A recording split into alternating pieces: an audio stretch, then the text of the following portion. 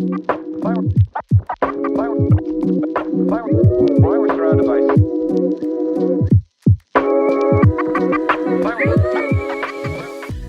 everybody. Welcome to the June 2023 Integrated Transit Micromobility Innovation Group. We are going to hear a presentation from Benny Foltz from Share and Evan Schweitz from Metro Transit Omaha. So thank you, Benny and Evan. Take it away. Well, thank you for having us. It's great to see you all. Evan and I are going to be just sharing about this partnership between the bike share in Omaha Metro and then the transit line in Omaha as well. If you want to go to the next slide. So I'll talk a little bit about my nonprofit. So we're an independent 501c3 nonprofit. So Carl, very exciting to hear your news. Feel free to reach out to me if you want to talk. I'd be happy to chat. My organization called Roam, we just rebranded at the start of the year, operates these 3 different bike share programs. Heartland Bike Share in the Omaha Metro, which is what we'll talk about for this presentation. We recently relaunched as an all-electric bike share program. It's our largest one. It's owned and operated for the most part by Roam. And it covers 125 square miles across 7 cities and 2 states. So it's pretty big footprint-wise. Our Bike Link program, and our city manager's on this call as well, thanks Logan, is 21 stations, 125 bikes, 25 of which are electric. And a little bit different model there in that the city of Lincoln owns all the equipment and then Roam operates it. And then in Valentine, Nebraska, which is a very small town, we have 1 bike share station, and that's North America's most rural bike share station. It's seasonal, just 10 classic bikes, but we're introducing a whole new demographic to what bike share is, and we're excited to be out there. Next slide. So specifically the Heartland bike share, which is what I'll reference now moving forward, like how we got to where we're at. 2011, it was just a side project of another nonprofit, 5 bike share stations and 30 classic bikes. And then in 2016, we became an independent nonprofit specifically for bike share in Omaha. Then in 2020, as we had expanded already across the river into Iowa and other communities, I ended up formalizing a relationship with the city of Omaha that really helped secure more funds and provided like longevity into our program and helped other partnerships. And then, you know, just last month, 2 months ago now, we relaunched as all electric.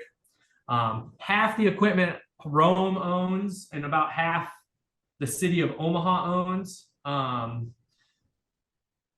Roam keeps all of the system generated revenue, and yeah, we're about a 50-50 split between commuter trips and recreational, but we're definitely trending to be more commuter trips than we are recreational. Next slide. And then this just gives you an example of how large our footprint here is. In the bottom left corner, you can see a Mahoney State Park.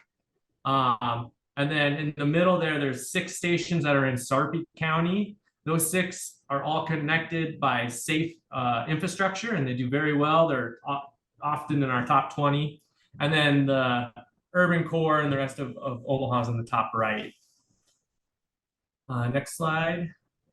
And then this is just showing our year-over-year growth with membership pass type, just to show you the explosion that we've seen over the last 5 years. And this is still trending upward. For 2023, we are anticipating 80,000 to 90,000 trips this year. And one more slide. Oh, this will be Evan. Yeah, so Evan Schweitz with Metro Transit. And I'm presenting on the transit half of this collaboration that we had, which originated with our planning for our orbit line, which is bus rapid transit. So the concept was to take one of our most productive and popular bus routes in our city and upgrade it in terms of technology and streamlining the travel experience. This slide shows our orbit line in the center in orange, and you can see that it overlaps almost every other route in our network. So functions as a spine even before when it was a local route. It had a very high percentage of our trips, and now accounts for between 15 and 20% of our daily ridership. In terms of the vehicles, they are 60-foot articulated buses powered by compressed natural gas. We run this service on a weekday every 10 minutes. So people can pretty much just walk up to a station with no prior planning and know the next bus is coming soon. We wanted to integrate with multimodal options. So we have bike rack storage inside the vehicle for up to 5 bikes. But we also provide bike loop storage. So if someone wants to park their bike at the station, they could do so. And then we also wanted to partner with bikeshare. And that's kind of the focus of today's conversation. Other features of the buses, you can board from all 3 doors. There's Wi-Fi on the buses and at our stations. And there's a lot of features specific to improve accessibility for various users. So you can see the stations are pretty large. They do have touchscreen kiosks that provide wayfinding information. There's an emergency phone. And then the platforms are all raised to the same height as the bus floor. So really the intention is to streamline the boarding process. People buy a ticket at the station before the bus arrives. So it allows us to keep moving and provide a better quality experience. So this service opened in November of 2020. So you can see masks in the photo here. It was an interesting time to launch a brand new service. And not just interesting from the perspective of COVID, but it also, because it replaced the local route that was there, we reduced our number of stops by like 2/3. So that was a little bit controversial with the existing riders and presented kind of a challenge to navigate. But here, after I guess close to a 1.5 years of service, we've operated or we've provided over 1 million trips. So it's been very successful.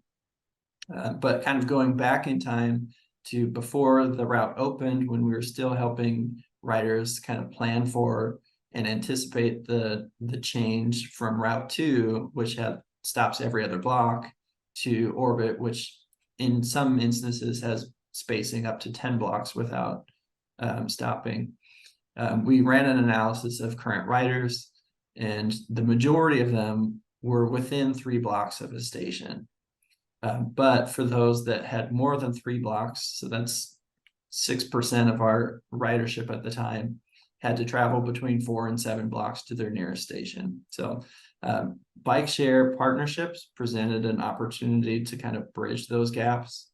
And for folks that are on the transit side, as we were doing our Title VI analysis, this was one of our mitigation efforts to help with the impact to marginalized communities.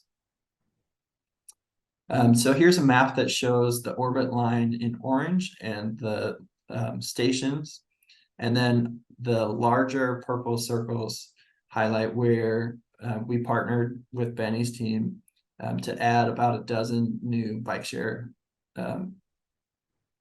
stations that are co-located with ours to the extent that we can. And then in a couple of specific instances, such as 46th and Dodge, 38th and Farnham, we placed those stations in between our Orbit stations to kind of bridge those gaps that we were aware of, where current or former bus riders on Route 2, there's a high enough volume of riders that would all need to be walking that additional distance. So 3 blocks to get to the station at 49th. This was a way to help bridge that gap. So this is a timeline, and I'll kind of walk through the first half of that. So 2012 is when we did the initial what's called an alternatives analysis to originate the process of studying bus rapid transit on the corridor. And we were successful in getting a Tiger grant through the FDA in 2014, which funded our preliminary design, which happened in 2015. And 2016 is when we kind of started the expansion of the bike share process. So 2017 to 2019 is when we did ORBT final design and construction. And then, like I said, it opened in November of 2020. So Benny, you want to walk through the other half of these? Yeah. So when we submitted the original plans, it was so long ago that we only had one type of station and one type of bike at the time. So that's what we submitted the plans for. And by the time we actually got the funding and then were able to place the order, those stations were no longer made and we didn't use those types of bikes. So we had to be very flexible and change some things, but the location of the station was still the same spot. We also, to provide another funding source on the bike share side, we received funding from our state's lottery system. It's called the Nebraska Environmental Trust here, which is the NET reference. And when we were awarded the NET grant originally, we had asked them to pay for the station equipment and not the bikes, because the idea was that Metro Transit was going to fund the bikes. But in my young career and novice education, I learned that the Metro was not able to actually fund the bikes, and NET would be able to. So I actually had to amend our NET grant and have Metro fund the stations, and then the Nebraska Environmental Trust paid for the bikes. It did add a little bit of additional paperwork and time onto the process, but lesson learned. And then we received and due to COVID, we received the equipment in chunks. So we got all of the e-bikes before we got any of the stations. So we assembled all of the e-bikes and we actually were able to deploy those before we had any of the stations in. And then as we slowly got the equipment in for the new stations, we were able to add additional e-bikes to those new stations. And we actually still have 3 stations left to install, which we'll finish up next month. We did provide we do annual surveys every year, and we have two of them, 2 slides we wanted to share with you. This is from our 2023 survey, which got 353 responses. And it's, would you ride transit more often if more bike share stations were located at transit stops? And the majority said yes. So this tells us that, well, we'll go to the next slide and we'll share. So on the next slide, we just flip the 2 around. Would you ride bike share more often if more bike share stations were located at transit stops? And this is even a larger percentage. So what we can take from both these slides is that, working together from transit agency to bike share, any multimodal options, they seem to work together nicely, facilitating the first last mile. But even with e-bikes now, I feel like it should be beyond 1 mile in that expression. Like, our average trip is now 3.8 miles long. So this would be like last 3.8 mile. Yeah, and I think initially there was some concern that, if bike share is widely available, it will compete or take away from transit trips. And I think these numbers reinforce that it's really broadening the number of people that find active transportation practical for them altogether. So rather than competing from the same pool of people, we're opening up the field to folks that either wouldn't have taken the trip or they would have driven instead, and having multiple options available to them makes it more feasible to do all of it. Yeah, and that's a great point. Like, the whole competition mindset has to be eliminated. It's like kind of like with the bike share and scooters, we no longer compete with them. We got to holistically all work together in order to provide better options for the people in the cities. And this is our last slide, but through this partnership, actually, Evan and I weren't even the project leads when this first started back in 2016. There were different leaders on each organization, and it's evolved so much. But in the end, we learned that a lot of things can come out of it in addition to the project itself.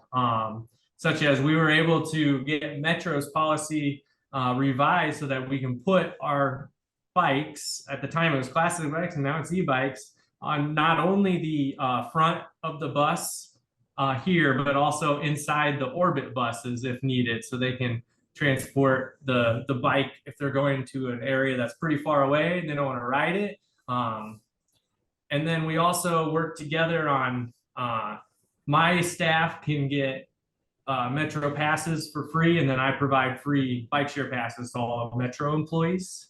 And that's worked out pretty well. And then probably the biggest one is, like, we are now partnering on pretty much anything transit related. You know, I always have Metro Transit in mind and they always have us in mind, and we collab on pretty much anything where it makes sense. And, you know, prior to doing this project, we were just separate. There was no real relationship at all. And the success of this project really helped foster that partnership.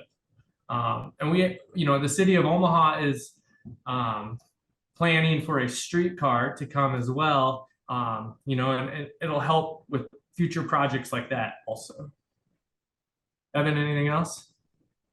Yeah, I'll just echo that it really has kind of changed our approach to coordination. So one example of this is after the success of the ORBT and bike share program, we recently had a chance with a new downtown library location on a different route entirely, that as we were coordinating with the construction plans for that with the city, we carved out enough space for a bus shelter and just said we have to have bike share right next to it.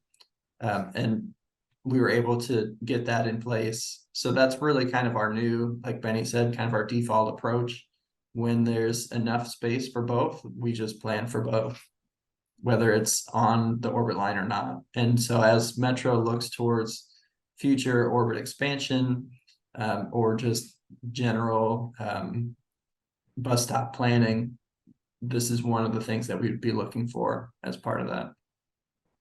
But yeah, happy to answer any questions that folks have after hearing that information. Well, thank you, Evan. Thank you, Benny.